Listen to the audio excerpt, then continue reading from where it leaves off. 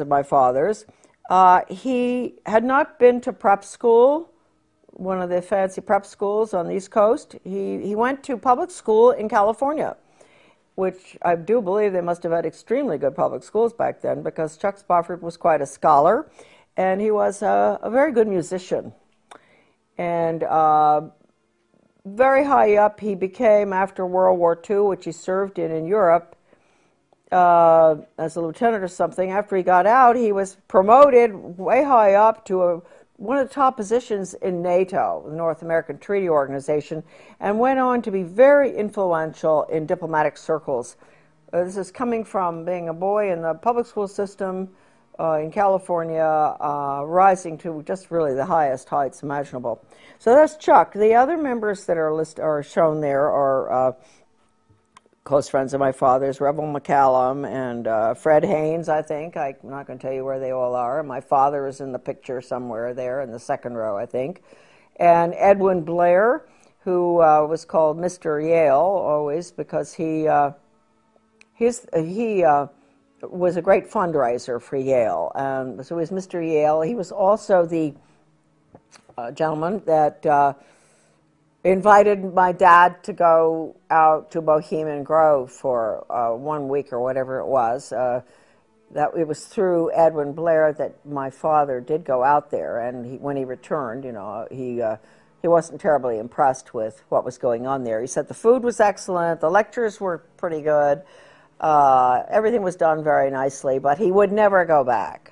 So I'm making excuses for my dad because I don't think he was ever really very happy with the agenda, the Yale agenda, the order's agenda, although he stayed close to his friends. As you can see in this picture, they're all having a very good time on someone's boat or on the dock somewhere.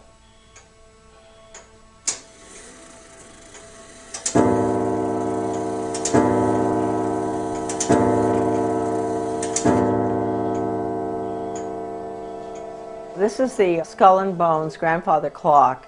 These clocks were given to members of the order when they got married. And my father was married in 1927, I believe, and he ordered the clock from a clockmaker in South Carolina, and I think that the order pays for the clock. And it was a gift, and all of them receive a clock when they get married. I believe that's the case. And we had it in our house from the time I was born, of course, and I remember it best because it's so mellow, and I would, as a young child, waiting for Santa Claus to arrive, go to bed at night, and the clock would, go off at every hour. And my mom and dad, of course, were putting things under the tree and giving Santa Claus his peanut butter sandwich and banana.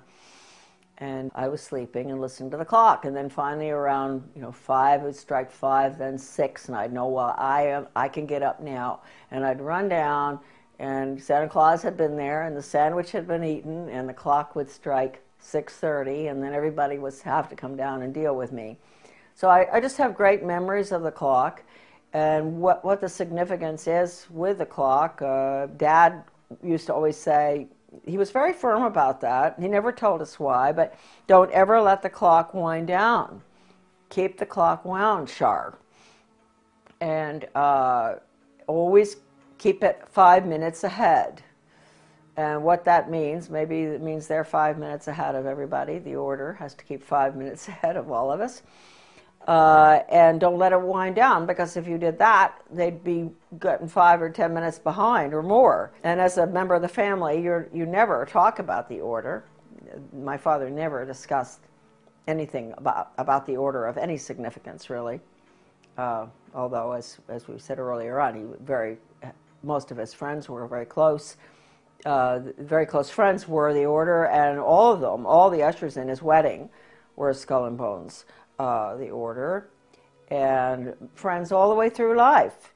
But that had nothing to do with his own personal beliefs and all. He was not involved in any major political decisions affecting our country or our schools or anything. He was a wonderful mayor of several towns, a very strict constitutionalist, which certainly doesn't go along with what the order stands for.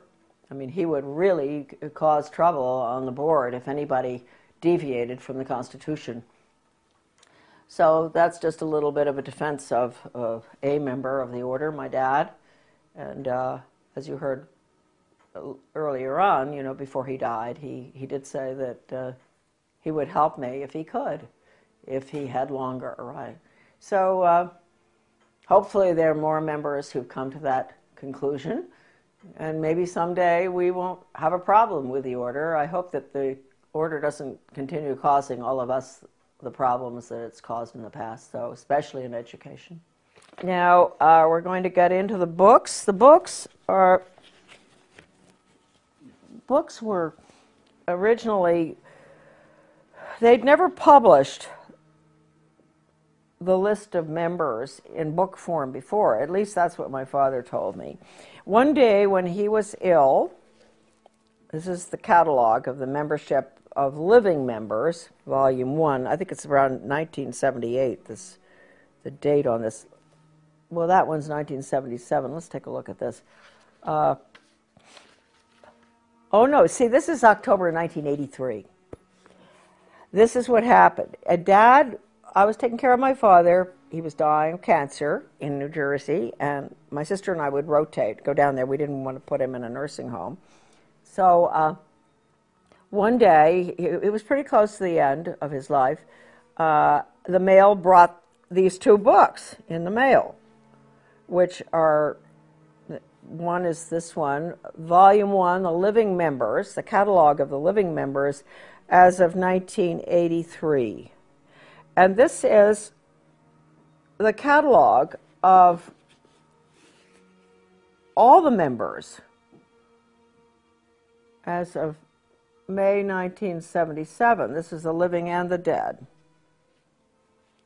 As of May 1977. So this is really the updated one right here. Anyway, I was opening the mail because my father wasn't well. I was taking care of all the business things and mail correspondence, and these arrived. And so I took them into Dad, and he said, "Boy," he said, "they're getting pretty fancy up there in New Haven." You know, he said, "What are they doing? Never been in book form before." And that was his little comment. And so I said, "Well, it is, you know." So we, around that time, I was working with Anthony Sutton on something, because I was always very interested in U.S. policy towards the Soviet Union, and he had done such remarkable work, aside from his great book, which came out subsequently on the order, but his work at the Hoover Institute in regard to United States transfer of technology and all sorts of information and money, etc., to the Soviet Union from the time of the Bolshevik Revolution.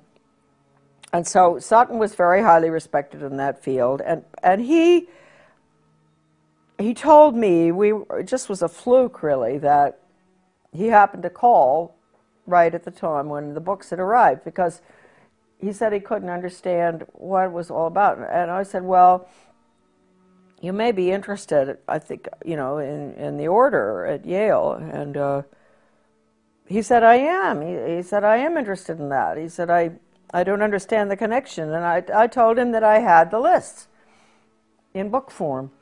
And he said, "You do?" And I said, "Yeah." And he said, "Would you mind lending them to me?" And he said, "I'll get them right back to you, I promise." And I believed him, and I sent them, and he did get them back. And he called me, and he said, "Charlotte, with all the research I've done through the years on U.S. aid to the Soviet Union in every imaginable aspect,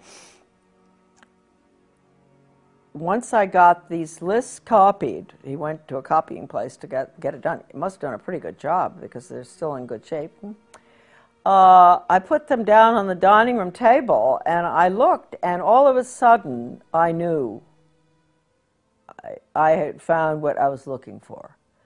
I had found the names of the people involved in the foreign affairs of the United States, especially in the transfer of secrets and weapons, etc., and nuclear stuff to the Soviet Union, and banking as well as banking. And he said, and he also mentioned Hitler He said, I saw the movers and the shakers, and it became very clear to me that this one organization was, if not totally responsible, almost completely, really up there in responsibility for American foreign policy and economic policy. And so, and then subsequently, we found out education policy. I didn't know that at that time that Sutton was that deep into doing the research on education. I think he did the best job on education research of anybody I can possibly think of, using, and I'll show you in a minute, the incredible research done by, in the Leipzig Connection by Lance Leone, the Leipzig Connection. I'll show you a picture of that book later. Sutton used that, I used it. And anyway, that is the history of these little black books, which he returned to me. And he was a very great gentleman. He said I really didn't ask him to keep my name private, but he decided on his own not to let anybody know where he got them from. And evidently, when after my father died, he did, I guess, tell somebody, or maybe he didn't ever tell anybody. I'm not quite sure. I told people. I didn't really care, But I do want to point out right here, at the end of my father's illness, before he died, because he had heard me discussing foreign affairs and education, especially with Phyllis Schlafly, who was putting together the book Child Abuse in the Classroom, which is a great book for parents out there watching if they want to really find out all about truly documented programs that were used in the schools between 1965 and 1985, when we had the Protection of Pupil Rights Amendment hearings. The documentation is in that book, Child Abuse in the Classroom, which is at AmericanDeception.com. A marvelous book. And Phyllis and I, at this time, when I was taking care of my dad in 1984, were talking on the phone constantly about what was going on with global education, all the horrible values-destroying programs, role-playing, psychodrama, the worst stuff, death education, survival games where the kids have to decide who's going to be allowed in the lifeboat and who isn't, depending on what your category is in life. This stuff, my father was listening from the other room, because we had him downstairs in a room next to the kitchen so we could take care of him. And so he must have had some, I think I brainwashed him. I think I brainwashed my father at the end of his life, because a week before he died, he looked at me. First of all, I said, did he want to read the New York Times? He was not. He really was at the point where he didn't read much. And I gave it to him, and he just threw it on the floor. He was lying in bed. He threw it on the floor, and he said, if I had more time, I'd help you. So that was really wonderful, that at least I feel at the end of his life, at least he understood his daughter. That was nice to know. He used to say to me, Shar, you're a very good writer, but I don't know whether I like what you write about. And I thought, well, that's a compliment from you. You're a good writer, too, and a speaker. He was always a very fine speaker. But I thought, okay, I've come a long ways. He thought I was a good writer, but didn't like what I was writing about or what I was saying. And then finally he said, if he had more time, he'd help me.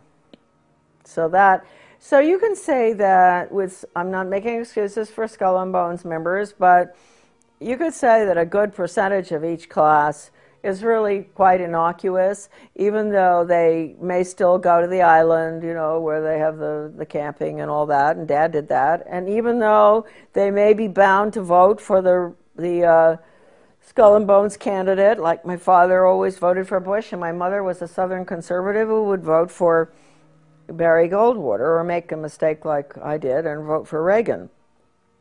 So their votes always canceled one another out, because Dad would have voted Skull and Bones candidate no matter what. Maybe they take a pledge or something, I don't know. Let's go for Dad. Thompson. I think I am even mentioned in this evil little book. Yes, I am.